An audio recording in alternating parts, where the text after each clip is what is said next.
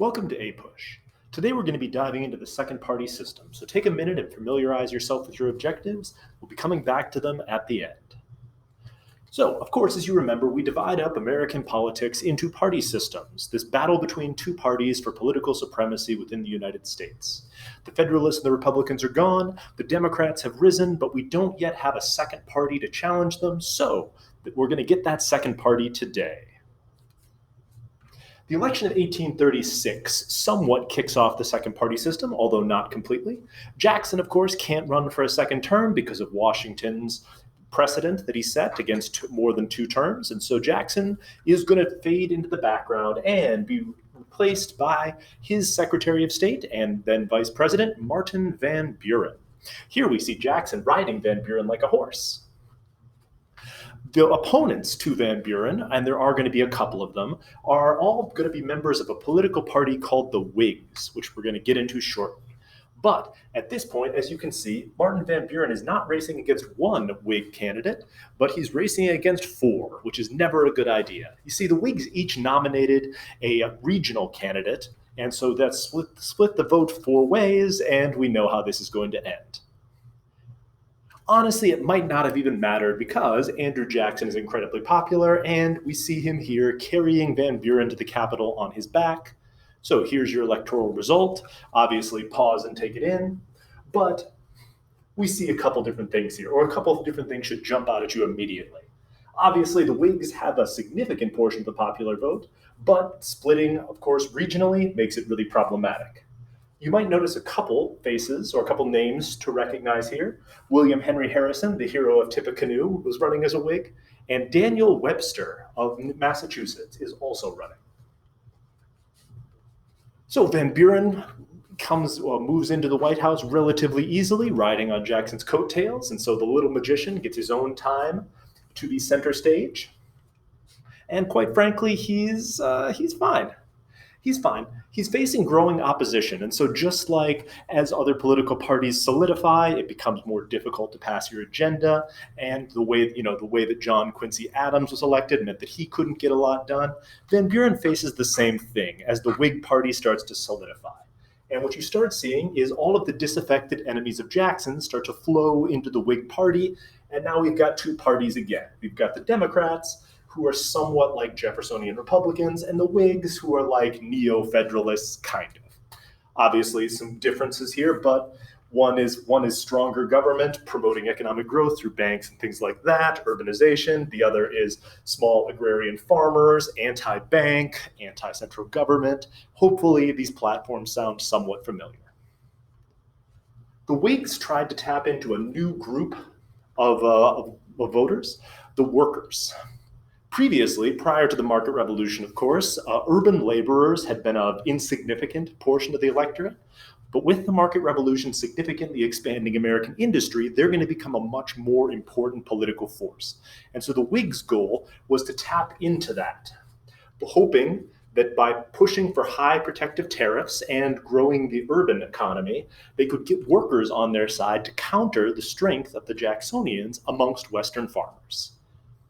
They did this, of course, by talking about things like not promoting westward expansion, as we see here, no expansion of slavery, and talking about a high protective tariff, which, of course, protects American workers. This kind of worked, but in general, they didn't totally effectively get the message across, and the appeal of expansionism really did sort of overwhelm their message about not pushing westward. One of the factors that really killed Van Buren, though, was the Panic of 1837. This is the chickens coming home to roost for that whole bank war thing. Hopefully you remember the bank war, the pet banks, the expansion of currency, all of this, the tons of shady loans for Western land. Well, all of that is going to blow up the economy in 1837.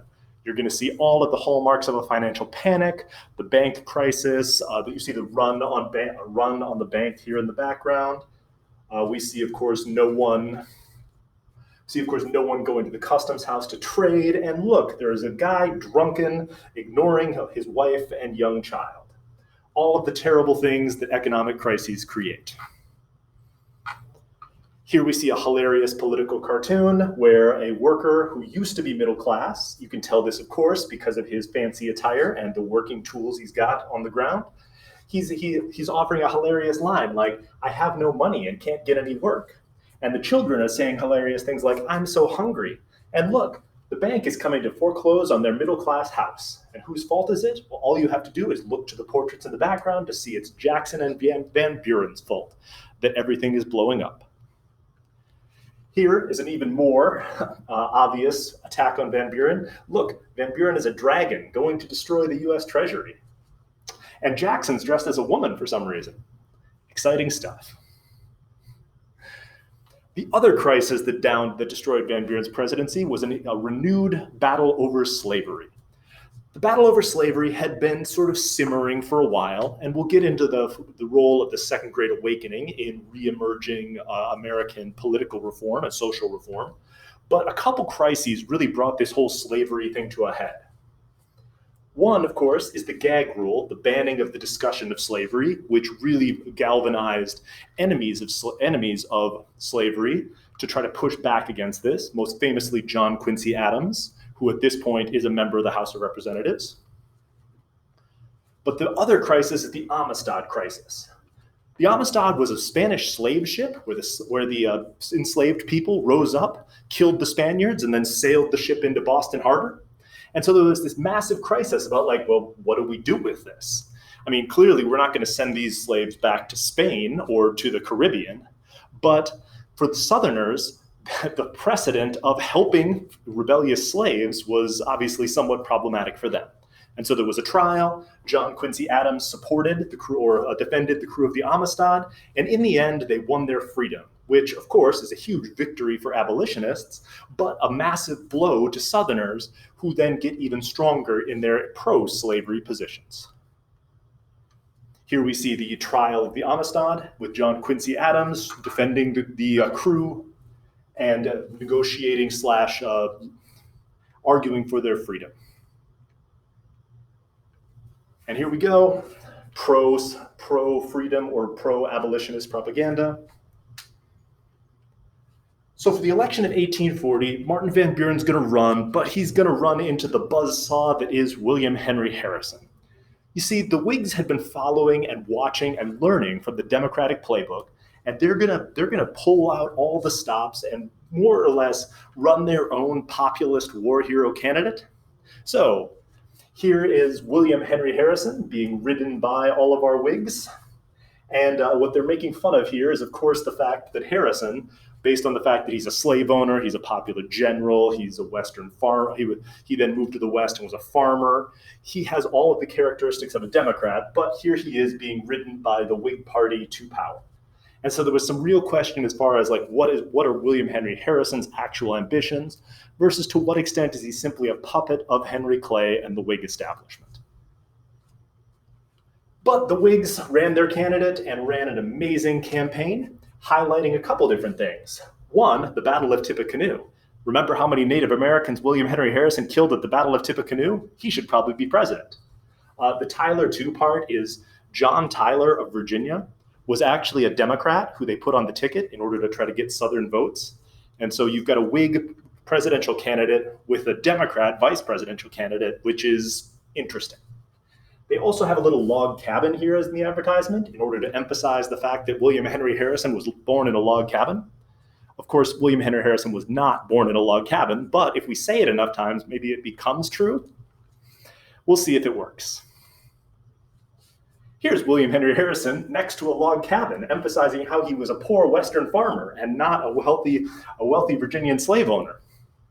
Which again, a lie, but a lie if you tell it enough times, maybe it becomes true. This campaign is known as the Log Cabin Campaign because of the massive use of the log cabin as an image, and the fact that the Whigs used fake log cabins and barrels of hard cider to hold massive rallies and try to emphasize the fact that William Henry Harrison is a common man just like you. He grew up in a log cabin just like you grew up in. He likes to get drunk on hard cider just like you like to get drunk on hard cider. You should definitely vote for him. He's a common man. They used this to contrast with Martin Van Buren, who is clearly not in favor of hard cider. Here, William Martin Van Buren is surrounded by a series of log cabins and apparently summoning a witch. I'm sure that's what he did. I'm sure that's what he spent his spare time doing. In this one, William Henry Harrison, in this one, Martin Van Buren is weighed down by his terrible economic policy and trying to climb over log cabins to the White House. And in my absolute favorite one, here's Martin Van Buren happy drinking a glass of fancy champagne. And here's Martin Van Buren very upset drinking a cup of hard cider like you like to drink. You should definitely vote for William Henry Harrison and hard cider. And here's Martin Van Buren trapped in a log cabin with Jackson trying to free him and the chimney plugged with a barrel of hard cider, just in case you didn't miss any of this symbolism. And so the end result of all this is, of course, William Henry Harrison's going to be president. Who doesn't like log cabins and hard cider? And so with a margin of 80% of the electoral vote to 20% of the electoral vote, William Henry Harrison becomes president and the Whigs get their first candidate. And man, he's going to be a great one. He's so great of a president that he goes to give his inaugural address, and after a 3-hour speech in the cold with no coat, William Henry Harrison gets pneumonia and dies. So now you have John Tyler, who, as you remember, is not a Whig. He's a Democrat. And so you get one of the most pointless 4-year periods in American history in which John Tyler, the president without a party, is hated by the Democrats for helping to get a Whig elected, but hated by the Whigs because he's going to veto everything that the Democrats try to do and lead to he's going to veto everything that the Whigs try to do, my apologies, and it's going to lead to an electoral gridlock for 4 years and is going to severely damage the Whig Party. And man, if you want to know who's really upset about this, it's Henry Clay, who had envisioned 4 years to reenact his American system. In fact, the only thing Tyler gets passed is something called the Preemption Act, which is not important at all, but we mention it because I like to say something about the platform of each president. So the Preemption Act allowed people who were squatting on Western land to purchase it legally. Yay! So here's some happy farmers now able to purchase the land that they have been squatting on illegally. The only other thing Tyler is really responsible for is he starts strongly pushing for the annexation of Texas, which, as we mentioned earlier, is a province of Mexico that has theoretically declared itself independent, but Mexico doesn't recognize that independence, and we'll tell that story later. Tyler, of course, wanted Texas in because it's south of the Missouri Compromise line and therefore could be brought in as a slave state. Plus, slavery had been strongly established there. And so Tyler envisioned new slave states coming in order to grow the power of the South. The other issue that we need to briefly touch on is increasing immigration, because as we move into the 1840s, political instability in Europe starts to lead to a flood of new immigrants coming in, especially from places like Ireland and Germany. You can see on this graph, although it doesn't peak until the height of the potato famine in 48, you do start to see massive or increasing numbers of Irish people coming in, which leads to the thing that new immigrants always lead to, fear.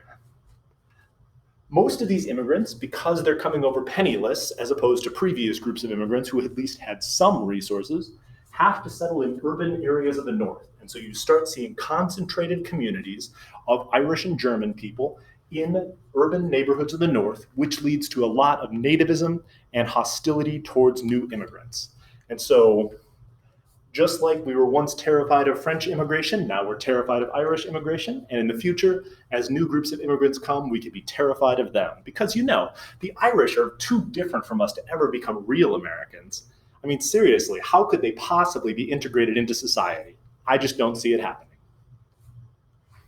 And there were anti-race riots in places like Philadelphia, which we'll talk more about later when we get more completely into nativism.